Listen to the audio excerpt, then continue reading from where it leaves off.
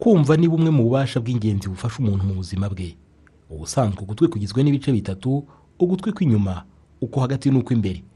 Kugira ngo umuntu yumve, amajwi yinjira mu gutwi kw'inyuma akagera ku ngoma y'ugutwi, iyageza mu gutwi ko hagati nako kuyageza ku ruzi ruri mu gutwi kw'imbere. Iyo hageze yakirwa n'utunyangingo duto cyane tuyageza mu muyoboro njyanamajwi, nawe yashyikiriza ubwonko, ari nabwo butuma mu by'ukuri tumenya icyo twumvise.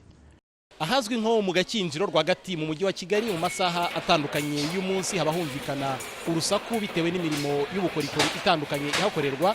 Nubwo humvikana urusaku rwinshi, abahakorera bagaragaza ko basa naho babimenyereye, ariko ntibanabure kugaragaza icyifuzo cy'uko bafashwa kubona uburyo bubafasha kugabanya ingaruka baterwa n'uru rusaku. Ntago abantu benshi ariko bagira amatwi yumva kimwe cyangwa bigiye bitandukanye, ariko twebwe tumaze icyo gihe nta kibazo dufite, kubera ko ari nawo mwuga udutunze.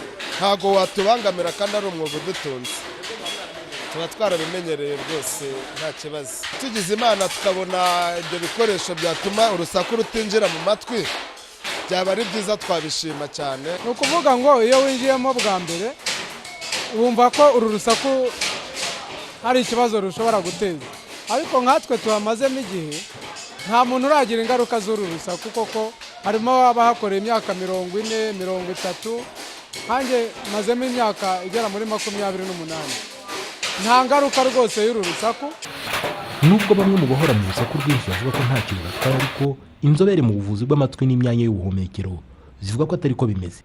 Urusaku rero, kubera ko nababwiye yuko aya majwi yose agenda akagera mu bwonko, bifite n'ukuntu bishobora konona mu bwonko, kubera ko biba bidoma aho hantu wumva, bifite n'ukuntu bitubuza umutekano, ugasanga ntusinziriye neza. Hari za experience bakoze ku bantu batuye hafi y'ibibuga by'indege i Burayi, basanga bene abo bantu hari benshi usanga bafite umuvuduko w'amaraso uri hejuru, ugasanga ku manywa yiri warakaye, kubera uko kuntu urusaku ruba rwagiye rumudoma mu bwonko, bigahindwa n'imiterere ye.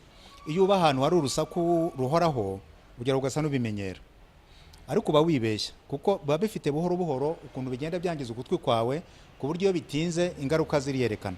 Bari abantu bakora muri za tore hari urusaku, akeka ko abimenyereye buhoro buhoro, ariko ni nka kwa kundi amazi agenda acengera mu nzu buke buke, agenda agira ibyo yonona, bigeraho bikazagira icyo bamwangiza mu matwi.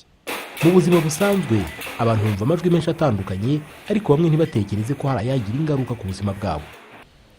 Amajwi rero iyo ari menshi cyane ashobora konona mu gutwi koko, iyo afite ingufu nyinshi, cyane cyane bene ahanga yavugira hejuru.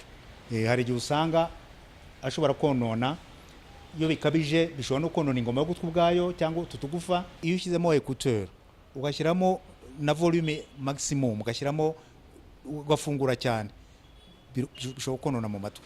Hari na benshi byonona mu matwi. Kuba hari ingingo zidasimburwa iyo zangiritse mu gutwi k'umuntu, ngo bikwiye gutuma abantu barushaho kwirinda ibyakwangiza. Uyu mutsi wumva iyo umaze kononekara, nta muti wafata kugira ngo uwusane.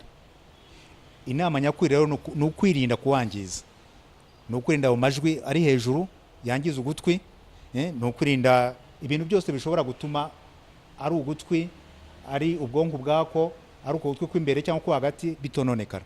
Ukaba wagwena nka biriya abantu bijomba ibintu mu matwi ngo bare kurugutura agatobora nk'ingoma y'ugutwi.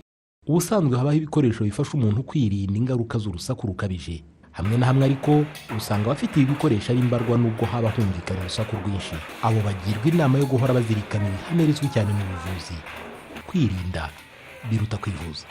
Jean Damascene Manishimwe, i Kigali.